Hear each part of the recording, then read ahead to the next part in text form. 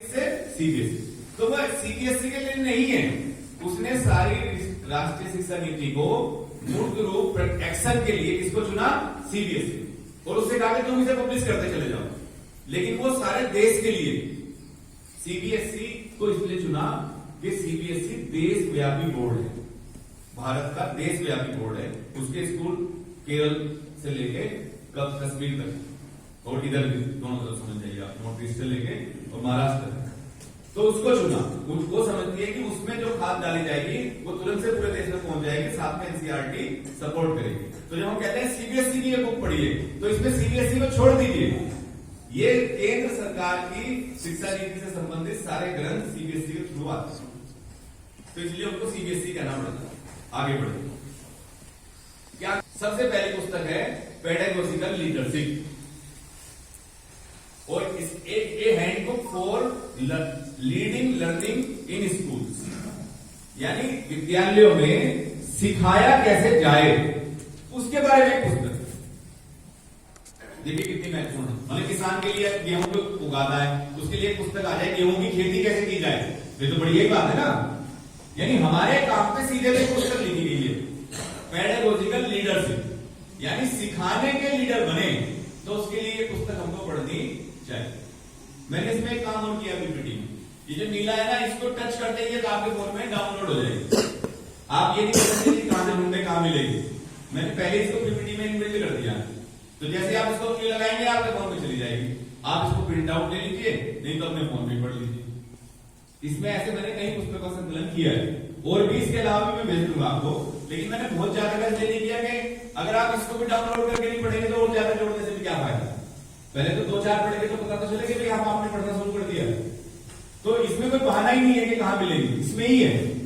अगर आपने फोन में इसको जैसे टच किया या आपके फोन में डाउनलोड हो जाएगी तुरंत से। दूसरा है प्रिंसिपल्स हैंडबुक, सीबीएसई ने किताब बनाई है, सरकार ने एक प्रधानाचार्य के लिए बुक बनाई है।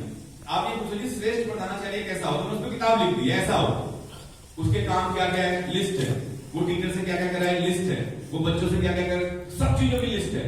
ऐसे लगभग 300 पेज की एक अच्छी बुक बना रखी है। तो आज के टाइम के प्रधानाचार्यों को वो पढ़नी ही चाहिए। राष्ट्रीय शिक्षा नीति जब आ रही है तो उसको इंप्लीमेंट करने के लिए साथ साथ में कुछ छोटी छोटी पुस्तकें आ रही है, उनको पढ़ पढ़ के ही हम लोग ये सीखते हैं कि भाई हम कैसे इसमें बोल सकते हैं, कहीं जाके हम कैसे समझ सकते हैं, एनसीईआरटी के लोगों में बैठ के हम कैसे बात कर सकते हैं। वो हमें थोड़ा किसी ने सिखाया, इन पुस्तकों को ले लेके पढ़ पढ़ के हमने सीख ली, तो उसके लिए वो तैयार कर रही है। तो पढ़ना, जब ये किताब लिखी प्रिंसिपल्स हैंडबुक, तो इसमें कहीं भी ये नहीं लिखा कि इंटर कॉलेज का प्रिंसिपल ऐसा हो, प्राइमरी स्कूल का ऐसा हो, शिशु का ऐसा हो, शिशु वाटिका का ऐसा हो, ये मैटर नहीं करता। छोटे विद्यालय का ऐसा हो, बड़े विद्यालय का ऐसा हो, यहां सब बराबर है।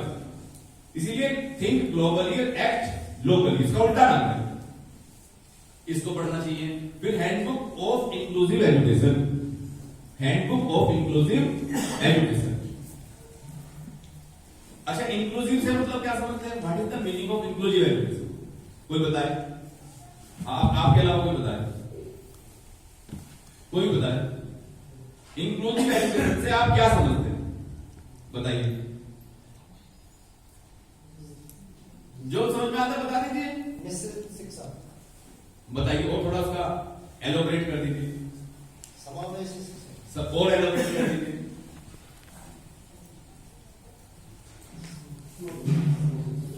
आपसे हाँ बताइए, उदाहरण देके बता दीजिए। सहगामी शिक्षा, ये सारे तो अर्थ बताए आपने, बताया आपने, ठीक है, लेकिन अंग्रेजी शब्द का हिंदी में अर्थ बताया।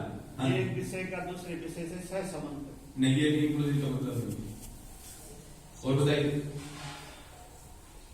अब हमें ये क्यों नहीं पता, ये बताइए, बताइए।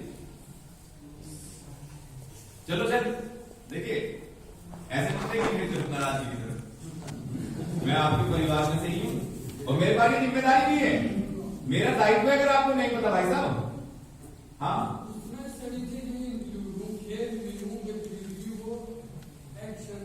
शिक्षण भी हो, और जितने इन्वायरमेंट होते हैं हाँ, नहीं ये भी नहीं, आपने प्रयास तो अच्छा किया है, चिंतन के आधार पर किया, अध्ययन के आधार पर नहीं किया। बताओ मेरी बात सच है कि नहीं? बताओ, मतलब आपने ये सोच के बताया, आपने ये कहीं पढ़ा नहीं है, बताओ हाँ या ना? मतलब नहीं पढ़ा ना? इसीलिए मैं कह रहा हूं अध्ययन जरूरी। अब मान लीजिए इंक्लूसिव एजुकेशन का मतलब नहीं पता, तो अगर ये बात इस कमरे से बाहर जाए तो ये बहुत खतरनाक बात है, बिल्कुल छोटी बात मत मानना। और ये क्यों नहीं पता? क्योंकि हम ये डॉक्यूमेंट पढ़ते नहीं, और ये बात ये सब जानते हैं, हम पढ़ते नहीं है। लेकिन अगर मान लीजिए संगठन मंत्री जी कहते हैं कि आप पढ़ते नहीं है, तो हम कहेंगे वाह जी वाह, ऐसे बताओ, ऐसे थोड़े संगठन मंत्री जी कहते हैं, ऐसे कैसे कह दिया तो हमारी अहम को ठेस पहुंच जाएगा, और हम तो 25 साल से पढ़ाना चाहिए है जी, और पहले वाले तो ये कहते नहीं थे जी। अभी सारे स्कूलों में सर्कुलर आया हुआ है कि भाई रैंप बनवाइए, हर बच्चा व्हील चेयर पे भी आ सकता है, वो व्हील चेयर इस हॉल में आ जाए। This is inclusive. अगर बच्चा तोतला है तो भी वो इसी विद्यालय में पढ़ेगा, कोई उसकी मजाक न उड़ाए, ये इंक्लूसिव है। गोरे काले का फर्क ना हो, जाति का फर्क ना हो, भाषा का फर्क ना हो, उसको पहाड़ी भाषा में बोल के उसकी मजाक न उड़ाई जाए, ये इंक्लूसिव है। यही है ना भाई साहब? जी भाई सर। आपको इसलिए रोक रखा है, मैं बात जब बताऊं तो आप कहते हैं ठीक बताया, लेकिन मैं भी गलत बता रहा हूं। और इसके अलावा इससे भी ज्यादा है, इंक्लूसिव पेडागोजी भी होती है, पढ़ाने का तरीका इंक्लूसिव होता है। इंक्लूसिव जिसमें बच्चा मुख्य धारा से पिछड़े ना, सबको साथ लेके चलना। सबको साथ लेके कैसे चलना? एक बच्चा ऐसा है जो बोलता है बहुत क्लास में मेरी तरह माइक पाके, एक ऐसा है बोलता ही नहीं है, और वो साल भर बैठा रहता अपनी कुर्सी पे। आपने कहा नहीं नहीं, आज एक पार्ट है और उसको नाटक का रोक दिया जाएगा, और देखो तुम जो है राम बनोगे, वैसा राम को तो बोलना पड़ेगा। अर्जुन उसको लक्ष्मण बना लो, कुछ बनाओ, उसको मौका मिलेगा। तो जैसे ही उसको भी आप मौके में ले आए और वहां से खड़े करके मंच पे ले आए, तो आपके पढ़ाने का तरीका कैसा हो गया? इंक्लूसिव। इसको कहते हैं इंक्लूसिव पेडागोजी। ये मतलब है इसका। तो अगर कोई आपको प्रशिक्षण में कह रहा होगा कि इंक्लूसिव पेडागोजी का इस्तेमाल करिए, तो फिर जब हमने ये पढ़ा नहीं है तो हम सब इसका अलग अलग मतलब समझेंगे। तो जब अलग अलग मतलब समझेंगे तो फिर जो वो बताना चाहे तो समझ नहीं आएगा, तो फिर एनईपी कैसे आएगी? एक एक शब्द कोई नहीं पढ़ेगा, इसलिए ये पुस्तकें पढ़नी पड़ेगी। इसलिए मैंने लिखा हैंडबुक ऑफ इंक्लूसिव एजुकेशन। इसको पढ़ के प्रधानाचार्य जी को विद्यालय में कुछ नहीं करना है, उसको पढ़ के अपना मानस बनाना है, अपनी समझ बनानी है। जैसे ही उसकी समझ बनेगी तो उसको ये मतलब समझ में आएगा कि इस पाठ को उठा के और मंच पे नाटक बनाने से क्या लाभ बच्चों को। नहीं तो उसको लगेगा यार टाइम की बर्बादी है, क्या कर रहे हो, अल्लाह का टक्का मुझे इसको, क्योंकि उसको ये नॉलेज ही नहीं है कि इसका मतलब क्या है और ये क्यों है। ये बात अगर हमसे कोई शिक्षा अधिकारी सरकारी सिस्टम का आगे बात करने लगे तो वो बात कैसे करेगा अगर हमारी सत्ता में उसकी एक नहीं है?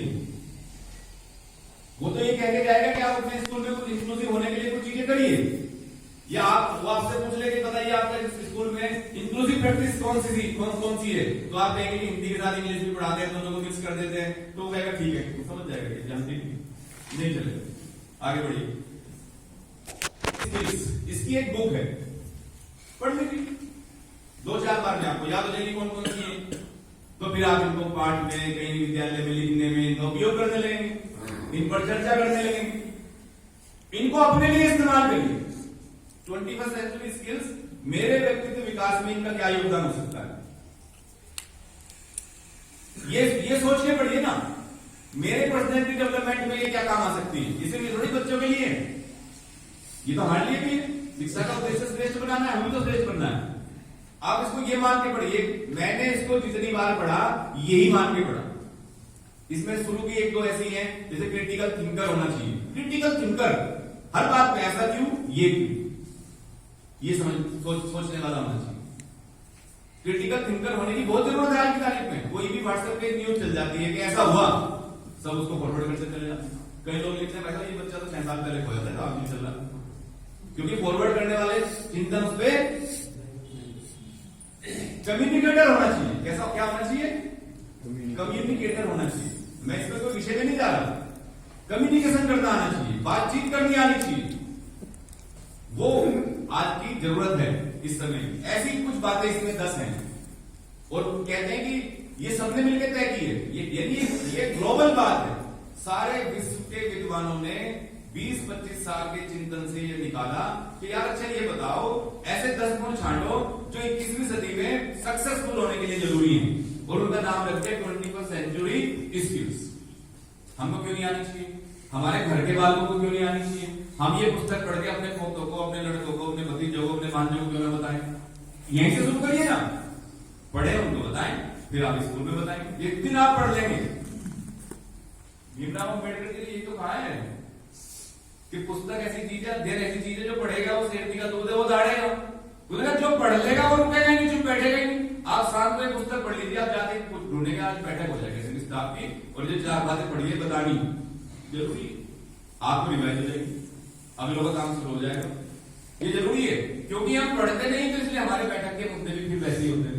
यहां से शुरू होगा। जैसे ही हमने अध्ययन शुरू किया तो एनईपी स्कूल में आनी शुरू होती है। फिर आप इसके आगे मैंने पुस्तक जोड़ी है इसमें, मेंटल हेल्थ एंड वेलबींग। मानसिक रूप से स्वस्थ होने का क्या अर्थ है? बच्चे कैसे मानसिक रूप से स्वस्थ रहें, इसको अपने लिए पढ़िए। मैं मानसिक रूप से कैसे स्वस्थ रहूं, तो फिर आपको शिक्षा जगत की बहुत सारी बातें इसमें समझ आए।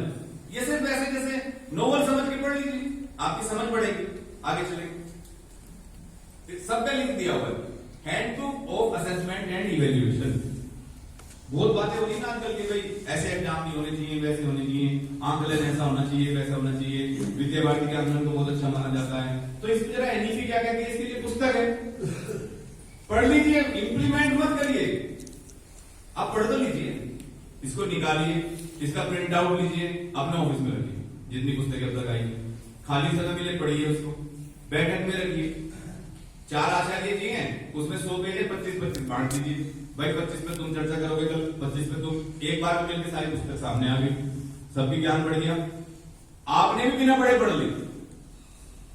इतना तो कर ही सकते हैं। Standard for excellence in school education, जैसे हमारे यहाँ आंकलन होता है ना, SESQ, वैसे ही सरकार ने भी दिया उसके ऊपर एक मैनुअल। ये कहता है स्कूल अच्छा, उसके लिए क्या मानक है, तो आप उसको पढ़ के ये जान सकते हैं कि मेरा स्कूल कहां स्टैंड करता है। जब आपको ये पता चल जाएगा मेरा स्कूल कहां स्टैंड करता है, तो ये कैसे और अच्छा हो, इस पुस्तक को पढ़ के आपको समझ बनेगी। तो आप खुद से सोच पाएंगे, आपको किसी को बताने की जरूरत नहीं है। आप सोचना शुरू करेंगे, यार इस पुस्तक के आधार पर तो मैं यहाँ खड़ा हूं, मैं खुद भी यहाँ खड़ा हूं और मेरा विद्यालय यहाँ खड़ा है। इस पुस्तक को पढ़िए और अपने आप को सुधार लाने शुरू कर दीजिए। मैं इसमें और क्या कर सकता हूँ, इसमें कुछ क्या जोड़ सकता हूं, ये पढ़ना बहुत जरूरी है। आगे चलें। National policy for promoting innovation in school, इस पे बहुत काम है, इस पे जाइए, एक मैनुअल निकलेगा, पुस्तक निकलेगी। स्कूल में क्या इनोवेशन और लोग कर रहे हैं, क्या नई चीजें कर रहे हैं, कैसे हो सकती है नई चीजें, उस पर जरा सोचिए। Early identification and intervention for mental health problems, जैसी वो पुस्तक थी वैसी एक और थी, जल्दी कैसे जान ले, पढ़िए इसको, आगे बढ़े। इसके बाद ये